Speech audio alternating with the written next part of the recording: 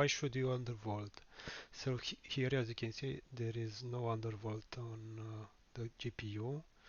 Now let's look at the run of Troy. Everything maxed out, and check to see the clock frequencies, the voltages, power consumption, and GPU temperatures, and see if we can improve that with an undervolt. Also, keep in mind that an undervolt actually can increase GPU performance as the power and temperature go hand in hand with vCore clocks. So, as you can see here, we have power usage of around 330 watts. My GPU has a limit at 340, so it cannot go above that.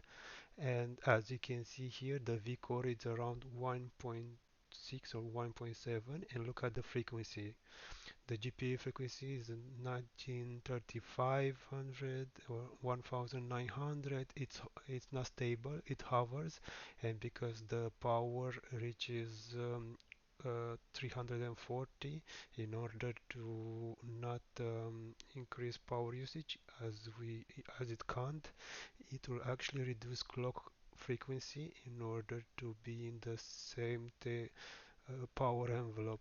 So the GPU is trying to have the biggest clock frequency, the highest clock frequency, close to the 340, and because of that we have a vCore of 1.0 something and GPU temperature 70 degrees. As you can see the results here, it's 72 FPS average. So now let's do something else. Let's force the GPU to run at a certain vCore power and at a certain frequency, and let's see the results.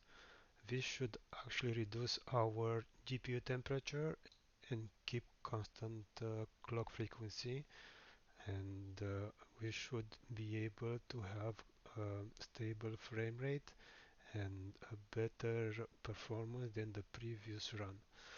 I also will show you my fan curve, as you can see here, because I don't like the GPU to throttle. So when I game, I usually use headset and I can't hear the fan spinning. So now let's look at the clocks. We should have a constant clock and some minor improvements when it comes to frames per second.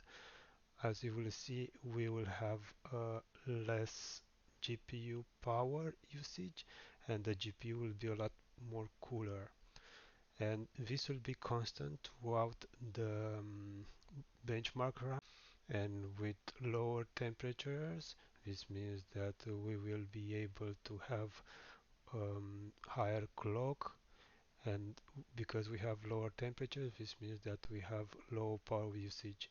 As you can see here, we are now 1980 the clock speed, and the power usage is below 300. And as you see, the vCore is stable at 0.9. It doesn't go above, but it actually can clock a little bit higher than previously.